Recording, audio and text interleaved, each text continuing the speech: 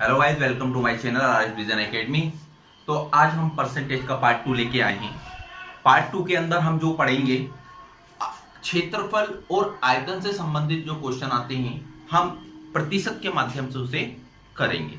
तो दोस्तों, इस वीडियो के अंत तक आप जरूर बने रहें। मैं आपको आज इतनी शॉर्ट ट्रिक लेके आया हूं कि जिससे आप क्षेत्रफल में अगर किसी भी प्रकार की वृद्धि होती है तो या कमी होती है तो आप उसे आसानी से निकाल लेंगे। तो दोस्तों, हम क्वेश्चन को स्टार्ट करते हैं। पहला क्वेश्चन हमारा लिखा हुआ है, यदि एक आयतन की लंबाई 20% बढ़ाई जाए जबकि चौड़ाई को 10% बढ़ाया जाए तो क्षेत्रफल में कितने प्रतिशत की वृद्धि होगी। अब कभी भी इस टाइप का क्वेश्चन आता है आपके पास, तो आपको कुछ नहीं करना है। मैं आपको एक ही फॉर्मूला बता रहा हूं जो कि यूनिवर्सल फॉर्मूला है। तो वो क्या है? A plus B plus A B upon 100। ये क्या हो जाएगा? प्रतिशत में वृद्धि या कमी। प्रतिशत में वृद्धि या कमी का ये फॉर्मूला हो जाता है a plus B plus A B upon 100। अच्छा दोस्तों, इसके अंदर हमें समझने वाली बात है कि सर आपने तो प्लस प्लस, अब प्लस कब आएगा, माइनस कब आएगा? प्लस जब आएगा जब वृद्धि होगी, माइनस कब आएगा जब कमी होगी। ये आपको याद करना है कि प्लस कब आएगा जब वृद्धि होगी, माइनस कब आएगा जब आपकी कमी होगी। तो हम क्वेश्चन क्या लिखा हुआ, एक आयत की लंबाई को 20% बढ़ा दिया गया, इसके साथ परसेंटेज के साइन लगा दीजिए, कोई दिक्कत नहीं है। तो कितने प्रतिशत की? 20% की वृद्धि हुई, प्लस चौड़ाई में 10% की वृद्धि हुई, प्लस 20 इंटू 10/100। इस जीरो से ये जीरो, ये जीरो से ये जीरो कैंसिल हो गया। 20 और 10 30, 2 एकम 2, तो 32% की क्या हुई दोस्तों? वृद्धि होगी। यदि साइन प्लस का आएगा तो वृद्धि होगी, नीचे माइनस का आएगा तो कमी होगी। देखिए दोस्तों, कितने आसान तरीके से ये हो गया। यदि हम इसे ट्रेडिशनल मेथड से करते हैं तो क्या करते हैं, हम एज्यूम कर लेते हैं। कैसे कर लेते हैं? ये हमारा आयत होता है ना, ये आयत होता है। आयत को हम इसको मान लेते हैं, ये हमारा लंबाई जो है 100 है और चौड़ाई जो है आपकी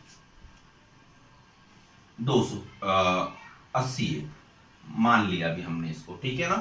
तो L इंटू बी, क्षेत्रफल कितना होता है आयत का? L into B, L into B यानी कितना हो गया आपका? 8000।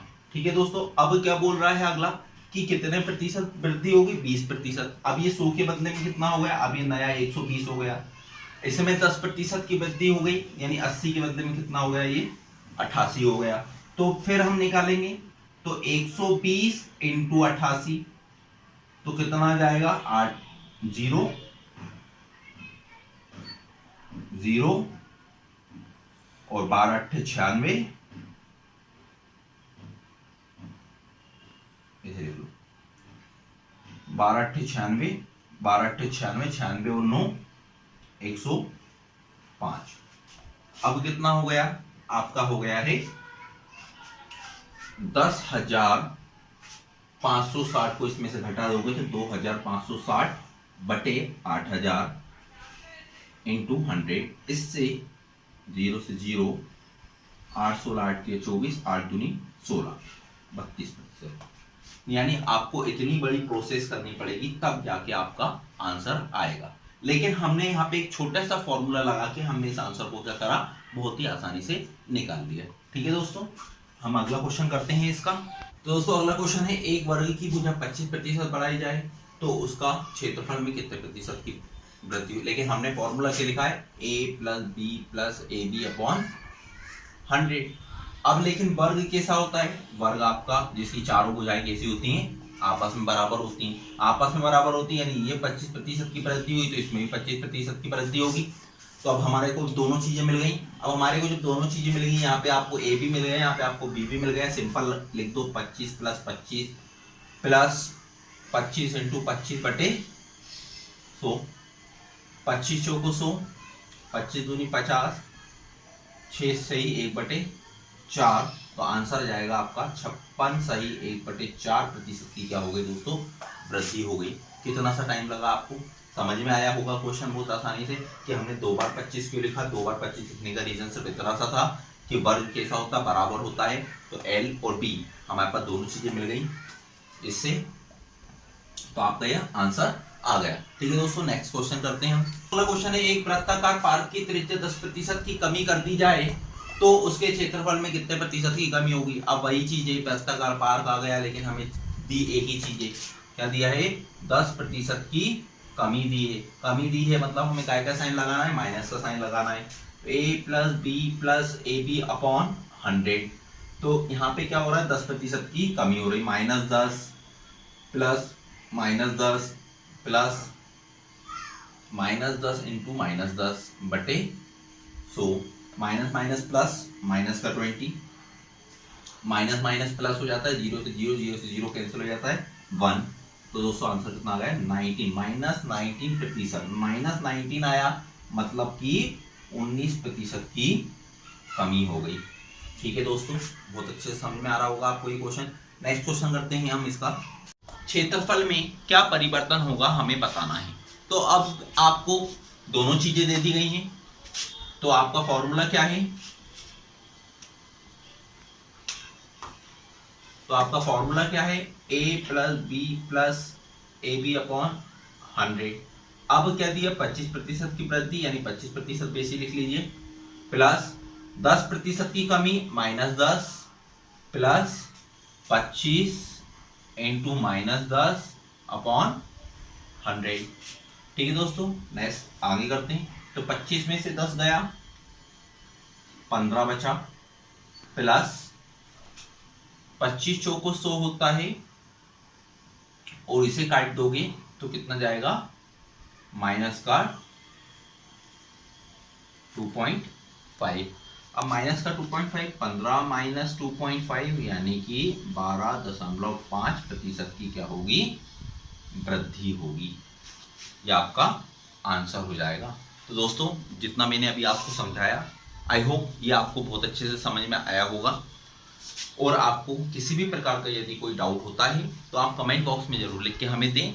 और यदि आपने अभी तक हमारे चैनल को सब्सक्राइब नहीं किया है तो हमारे चैनल को सब्सक्राइब करें, शेयर करें और बेल आइकन पे भी जरूर क्लिक करें, जिससे कि हमारे द्वारा जो वीडियो अपलोड किए जाएंगे उसके बारे में आपको बराबर नोटिफिकेशन मिलता रहे।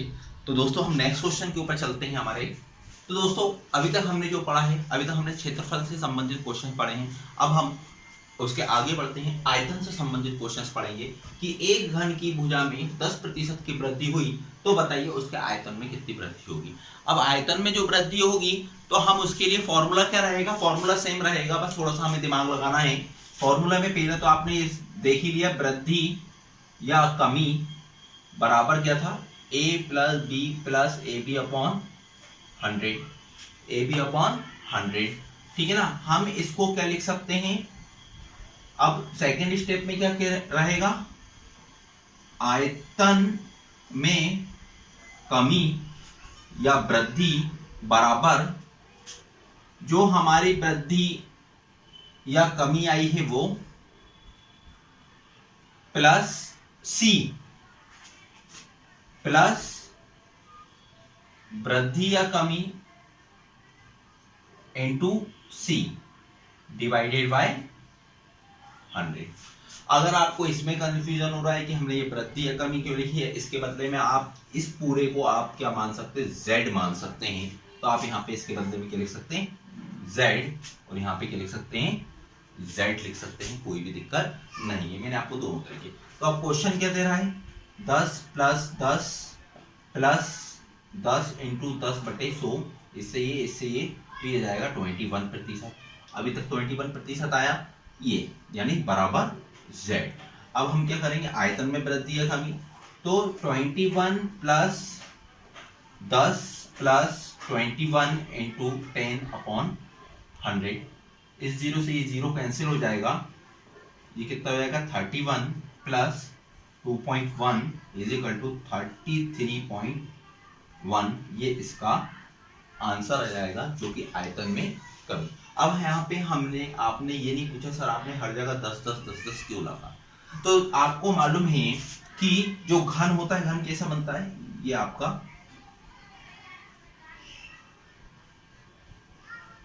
घन बन जाता है। घन यानी जिसकी सबकी सब भुजाएं कैसी होती हैं, आपस में बराबर होती हैं, ठीक है ना। घन और मिलके किससे बनता है, 4 वर्ग से मिलकर घन का निर्माण होता है, ठीक है ना। जब हम उनको आपस में जोड़ देते हैं तो हमारा घन बन के तैयार हो जाता है, ठीक है। बाकी की बात हम देखेंगे।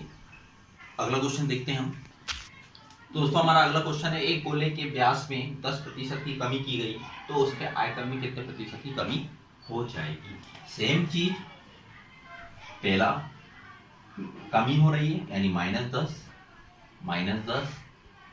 Plus -10 into -10 upon 100। 0 से 0 0 0 माइनस माइनस प्लस हो जाता है, तो यहाँ पे कितना हो जाएगा, -20 plus 1 is equal to minus का 19।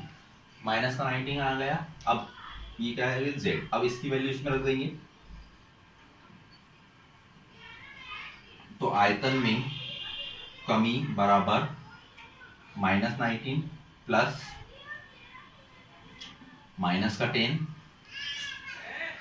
प्लस -19 इंटू माइनस का 10 अपॉन 100। 0 से 0 कैंसिल, इससे इसमें करेंगे -29 प्लस 1.9। इसमें से इसको घटा देंगे तो कितना बचेगा आपका 27.1 माइनस का 27.1 माइनस का, यानी कि आयतन में कितनी कमी आ गई आपकी, 27.1% की कमी आ जाएगी। तो दोस्तों इसी प्रकार से आप चाहे आपको अब इसके अंदर क्यूबॉइड का क्यों ना मिले, घनाभ का भी क्वेश्चन मिल जाए, सिलेंडर का क्वेश्चन मिल जाए, किसी भी प्रकार का क्वेश्चन आपको आ जाए, तो आप इसी फॉर्मूले के माध्यम से उसके अंदर परसेंटेज आयतन में कितना भी चेंजेस होगा वह आप उसके अंदर बता सकते हैं, ठीक है दोस्तों। और इसी के साथ हम इस वीडियो को फिनिश करते हैं। इसका हम नेक्स्ट पार्ट भी लेके आएंगे अगला, उसे भी आप जरूर देखिएगा। धन्यवाद।